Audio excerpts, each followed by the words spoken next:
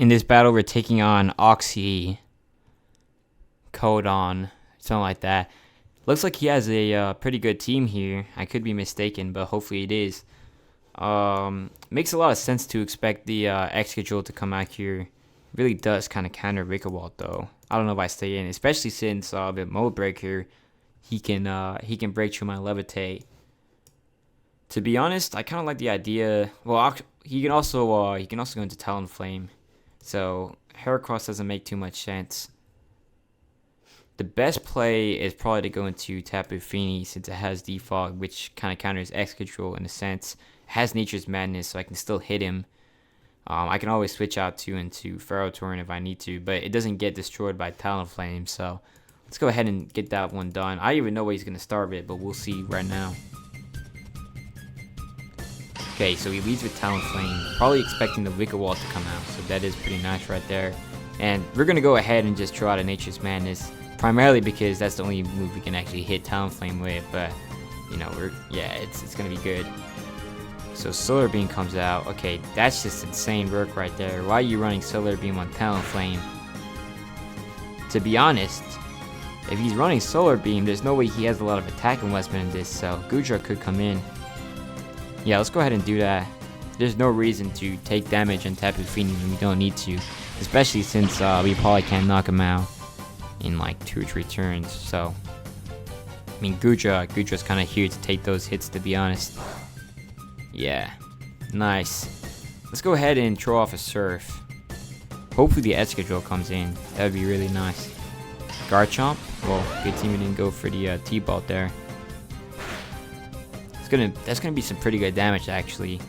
So now I'm expecting to see Dragon type attack. Ferrotorn is the safest play since it just really kind of sort of counters Garchomp's attacks unless it has Fire Fang. Togekiss makes a little bit more sense though. I'll take it to Ferrotorn time. So I can also set up my Start Rocks and I can set up Leechy. This is an offensive variation to prevent it from being too dangerous. I don't believe, yeah, I should have a different ability on this. Anticipation is not that good, but I mean, we do pretty easily counter this. So let's go ahead and get our rocks up. Talonflame probably comes in, but after this, it's not coming in again. Yeah, that's alright. Or maybe it does. Maybe it does switch in one last time, but I mean, yeah, it's gonna be hard for it. Now I know that he's probably gonna go for his Overheat or Flamethrower or Flare Blitz. I don't know what he's got, but I mean, I'm expecting it to not do too much damage here to the Goodra. Yeah, Flame Charge. Actually does way more damage though than his Solar Beam, which is not a surprise, but it's definitely interesting to say the least. And yeah, but Gooby actually kind of shut down his ability, which is funny. I'm trying to think about what would do the most damage to Garchomp, because I mean, we don't need to be too concerned about killing this, because if Goodra somehow doesn't, I have other Pokemon and he's not coming back in, so Talonflame is basically neutralized unless he has heavy duty boots, which he probably doesn't. But yeah, let's go ahead and Surf. Probably shouldn't have gone for Draco Meteor. Okay, no, this is even better. I don't know why you would do that since you know I have Surf, but I'm not gonna complain. He probably has Rapid Spin. That's probably his idea here. And I do really wish I had the right ability in Ferrotorn. Unfortunately, I don't. It's not the hidden ability. It's probably the standard ability. So yeah, I gotta figure that one out later. But for now, I like the idea of going to Wickerwald and going for a Sticky Web to make sure Garchomp can't beat Goodra anymore. And this is not Mold Breaker, which is good to see. He's probably either Sand Rush or whatever the other ability is. So let's get our Sticky Web up. Not too scared of Rock Slide. Actually, I guess we kind of are, but it's alright. That is Life Orb, so that makes a lot of sense why it does so much damage. Although right now what I'm going to do is I'm going to go into Ferrotorn, because this doesn't need to be too concerned about his rock type attacks, and he has a Life Orb too, so really he's only punishing himself by attacking. Or maybe Heracross. I actually clicked it before I explained it, but this makes a lot of sense since he shouldn't be taking too much from Rock Slide. Hopefully, at least. Yeah. And low key, hopefully he doesn't have Iron Head, because if I can set up a sword stance, or maybe not, there's no need for that. Let's just go ahead and pin Missile here. Yeah, there's a good chance that if we don't miss pin Missile, we should be able to tear through this guy's team at Heracross, since it hits so hard. It has really good coverage with Rock Blast, pin Missile, and close combat. And hopefully the Talonflame dies to the Star Rock, so we're not gonna actually deal with it. So it could be pretty annoying if it somehow is able to come in with 1 HP or something like that. Kyogre, slow down. See, I'm tempted to go for a pin Missile here, just to get the most damage out of Heracross. Although, yeah, let's just go ahead and do it.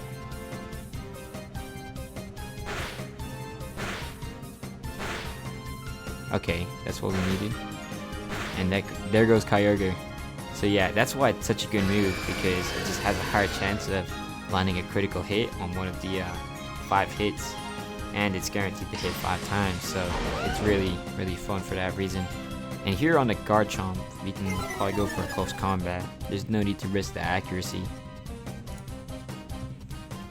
Should pick it up. Okay, nice. Yeah, Heracross can be so dangerous once it's properly set up. Like right here, Sticky Web and Stub Rocks is all you really need to get a lot of damage.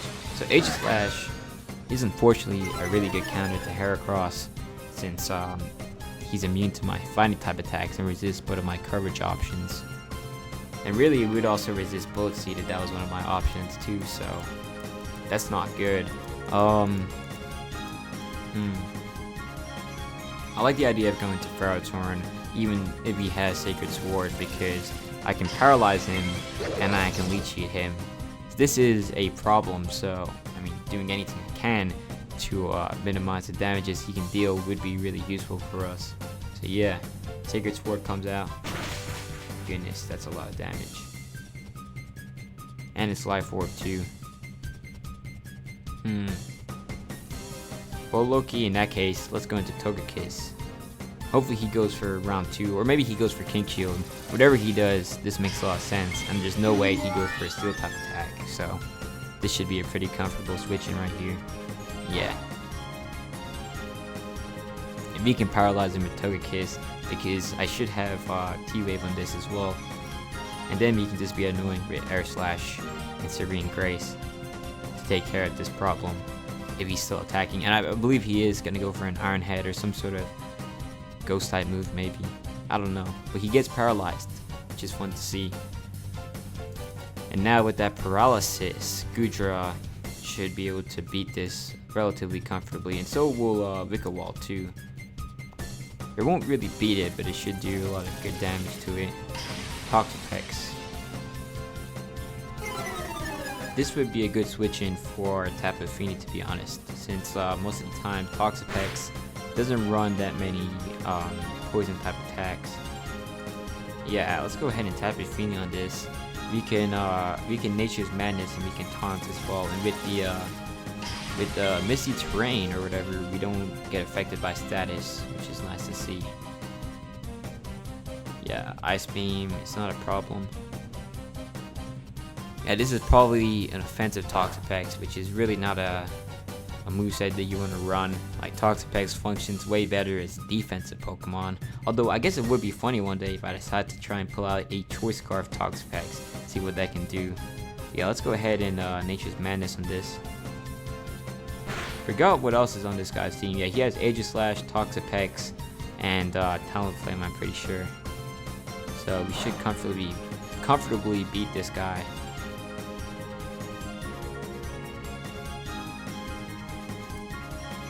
I'm gonna go for another Nature's Madness. Did not go for a taunt to prevent him from recovering, because that could be pretty annoying.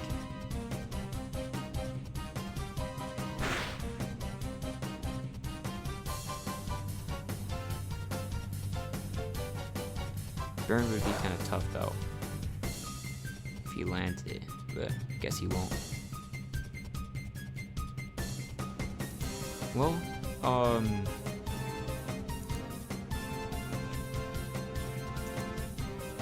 believe Gudra wins the game from this point onwards. So I should just go into it right now. Should comfortably switch in. Hopefully no recover. I'm predicting he doesn't have it since he probably would have used it by now. And he does. Okay. That's just annoying. I should have just gone for taunt.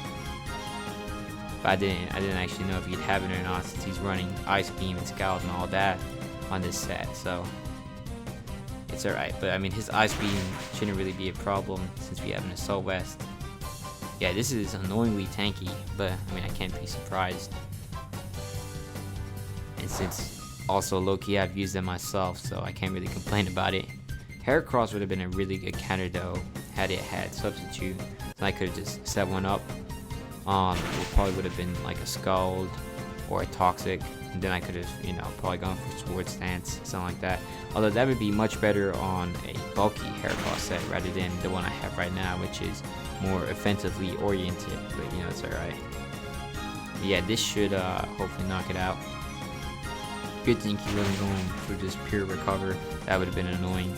Although I guess with Tapu Fini I could break that with taunt, but you know it's still too fun to deal with. And it looks like he has heavy duty boots. Did not expect that. Well, since Gudra is one of the few Pokemon that can actually beat Aegislash, I definitely want to switch out here into probably Tapu Fini, to be honest. Yeah, I like that idea. We don't really have a flying type switch in though, I've noticed that. So I probably will figure that one out later. See, it does help to have one. Especially against Pokemon like, you know, Mega Charizard Y, Shaman Sky, Talonflame. They're all really common in this metagame, so it's good to prepare.